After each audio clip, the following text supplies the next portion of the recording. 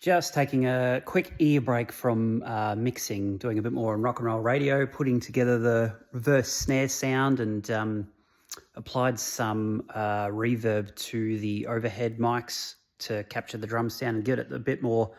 Had this disconnect between sort of the intro and leading into, what would you call it, the breakdown, the bridge, I guess, in the song.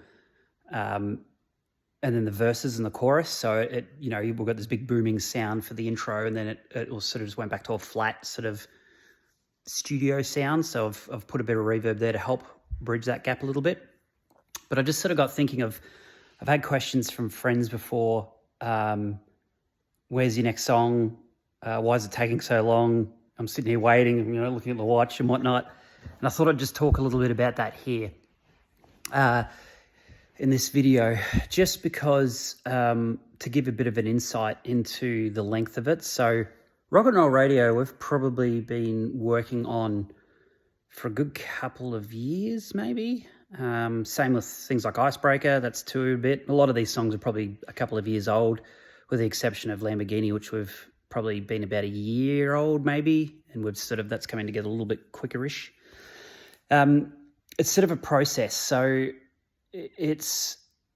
first of all, mixing, you can't just, I've found, like I've wanted to, when I first started, I wanted to just bash something out quickly. Like, you put your song down, you record your tracks. Okay, that maybe take a session, maybe that's a day. And then you do your mix, maybe that's another day. And then you maybe master or publish it, that's another day, maybe 3 or 4 days. But in reality, it doesn't work that way. So I'll put aside the songwriting part, the structuring, the coming back and forth on that sort of thing, but more the mixing part of it. So what I have found is that you get a thing called ear fatigue.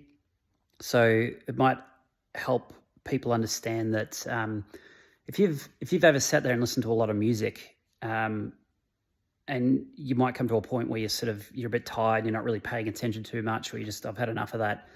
That's okay. That happens, of course, to all of us. But going a next step further, if you ever, to help understand this, if you really truly want to understand it, if you listen to, say, one of your favorite songs on a streaming service, YouTube Music, Spotify, Apple Music, whatever it is, and then if you've got a copy of it on vinyl, it's a bit harder to get, of course, or if you've got a copy of it in an uncompressed audio file. Again, it might be hard, but you may have heard of, there's FLAC, F-L-A-C, WAV files to some degree as well. But if you can find an uncompressed file or close to an uncompressed file versus just a streaming file or even an MP3, listen to them next to each other and you'll have a decent understanding of the difference in quality and just how much richer the song sounds, and there might be details you haven't heard if you've heard it on the stream before compared to the uncompressed file.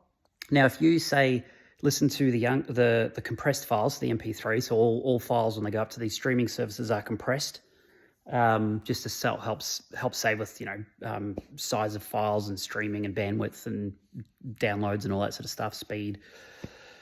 But if you sit there and try and listen to, say, especially in a complex song like a violin or a acoustic guitar throughout a song that's got a lot of instruments in it, if you just try and pay attention to that instrument throughout the entire song, you'll find it's really hard to actually keep that there. You might be able to do it the first time, maybe the second time, maybe by the third time you start to really miss it in the mix. It sort of just gets lost in there.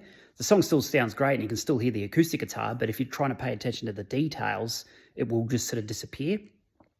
That's essentially your ears fatiguing after listening. They just do. It just happens. So the same thing happens with mixing.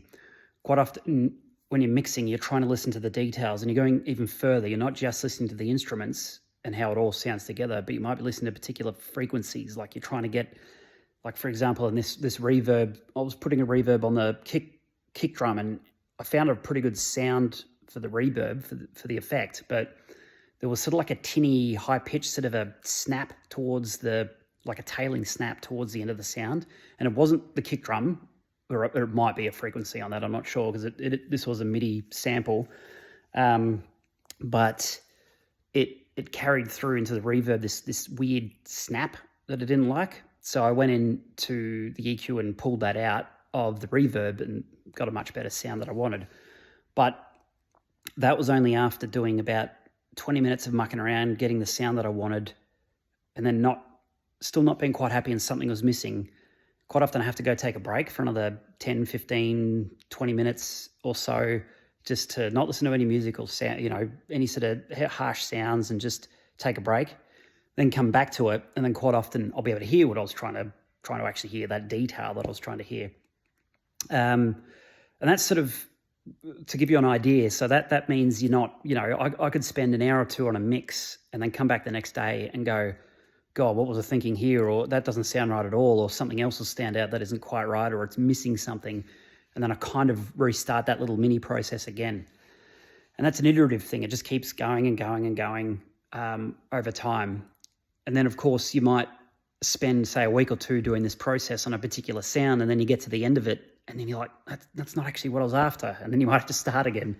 So it may sound frustrating, and it can be, but it's also really rewarding once you get the sound that you're after. So it is a lengthy process, and hopefully that'll shed a little bit of light and understanding on why it takes so long to put a song together and get it out there.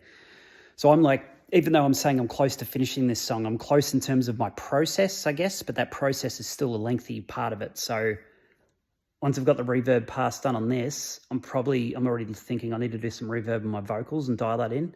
That might be another week or two. I don't know how long that'll take. And then once I'm done there, I need to have another listen to the song and then think about what else I might want to do. And then from that piece, then I'm going to pass the song out, the first mix, to people that I trust, people that not only musos themselves or mixers, but also people that aren't, just to get some general feedback on the mix. And that's not necessarily to get feedback on the song itself. Whether you like the song or not, it's irrelevant. It's just I want to understand if you can hear everything okay, if something sounds off or like really weird in the mix, if there's, a weird frequency. Well, they're not going to say frequency, but they might be like, oh, something sounds really tinny here, or I can't hear the bass in this part of the song.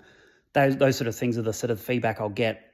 And then from that, I'll have to go back and make the adjustments again. And then, I won't repeat this and from now on, like, it won't be like I'll pass it out, get the feedback, and then change it and go again and keep going until I'm happy. I'll just do it maybe one or two times, get those really annoying things out of the way, the things that are missing. And then I'll do the final pass with Red and myself, just to make sure we're happy with it. And then I'll get onto the mastering part of it, which is another little piece, but I won't spend too much time on that. Typically, you're meant to get somebody else to do that, so they're completely out of the loop and they've got completely fresh ears coming into it. But we're trying to do this on the cheap, trying to spend as much money as we need to, until maybe, once we decide to do an album, we might end up forking out for a studio and a mixing engineer and maybe a producer as well, and do it like that. But we're just enjoying the process as is. So hopefully some insights into why it takes so long. I'd like to say a few days away from releasing this one, but it's in all likelihood it could be another month or so before this one's out. I've got Red coming around today, so there'll be more videos coming out soon, maybe even today. We're going to be working a little bit more on Lamborghini. I did the first draft, pushed that out to him. Really excited. We're really happy, but there's some changes we're going to make with the structure, so I'm going to do that. And then I'll start putting together a bit of a demo for Red to start practicing his drums before we move on to the recording stage for that one. So there you go. There we go. It's 9 minutes. I've had a break. I'm going to go back and mix some more on Rock and Roll Radio. Cheers.